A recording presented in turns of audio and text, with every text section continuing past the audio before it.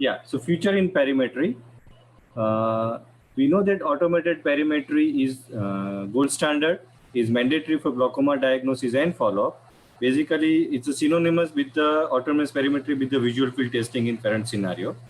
Now, if you look the white and white perimetry, there are some issues like OAT study. If you look, OAT study is one of the biggest ocular hypertension treatment study. They found that the test rate as variability was very high, very high. In fact, 85, 86% of the patient on retesting, they could not confirm the abnormalities which was seen on the first time.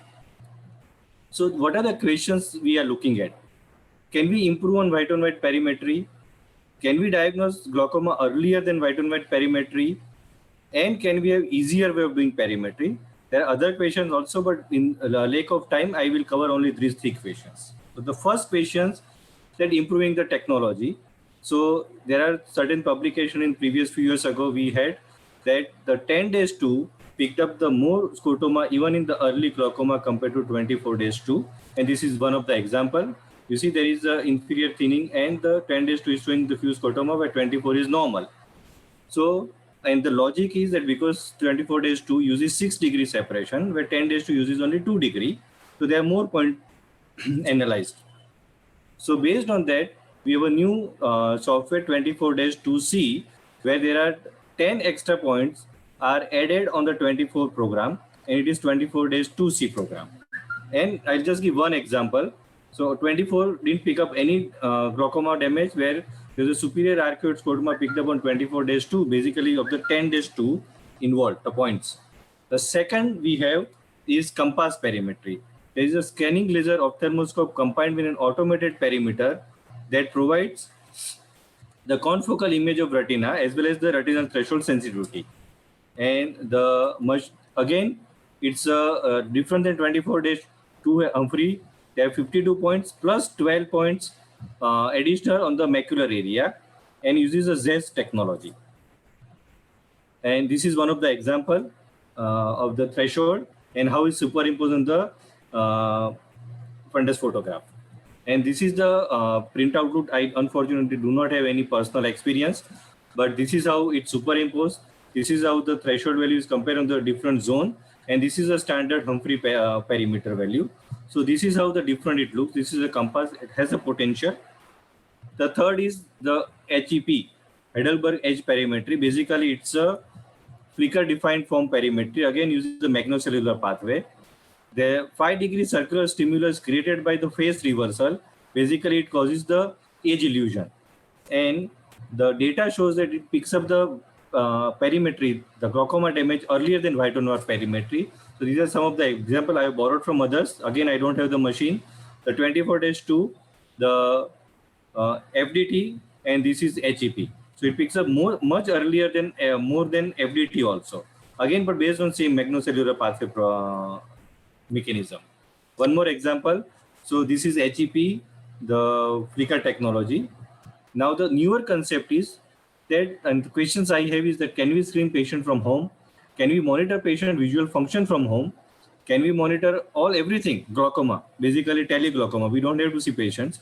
And can we screen which are threshold faster than current available tests? And I just try to answer. So home-based perimetry basically is internet-based and the virtual perimetry. There are lots of soft internet-based perimetry available. I have just given one example. ViewScope is a supra-threshold test. I have done personally, basically screening test, and it's very simple. And it gives whether you have a defect or not, but it's a supra-threshold. So for the screening, the virtual perimeter, and there are lots and lots of virtual perimeter available. I have personally used the Palm Scan Visual Field 2000 virtual perimeter. Is based on VR gear and the mobile phone. So, you know, in the current generation where we are using mobile and the virtual gear so often, is very easy.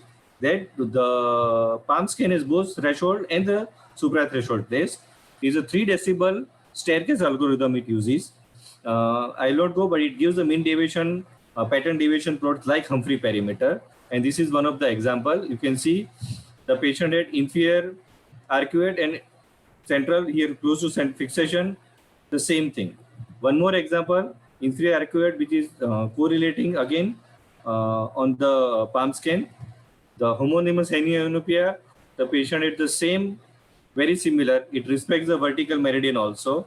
So it sort of the agreement was good between the Humphrey and the palm scan. The other is Melbourne rapid field test. It is based on the iPad tablet format. Again, it has a both supra-threshold and threshold. There are publications which shows there is a good agreement with the Humphrey. Again, I have not used. This is the Humphrey and this is the supra-threshold used with the Melbourne rapid fire. Very similar, and they have a threshold program also. So the question is that can we screen patient from home? Yes, we can, because we have internet-based perimetry, we have virtual perimeter. Can we monitor patient visual function stability from home? At this point in time, no. We do not have progression software. There are lots of research going on. But unfortunately, at this point in time, no. The threshold test which is there on palm scan or MRF, they do not have progression software. So we require some more research. The same question, though the IOP and everything was not part of my talk, there are lots of research going on, like the sensor which we can implant along with the IOL, with glaucoma devices.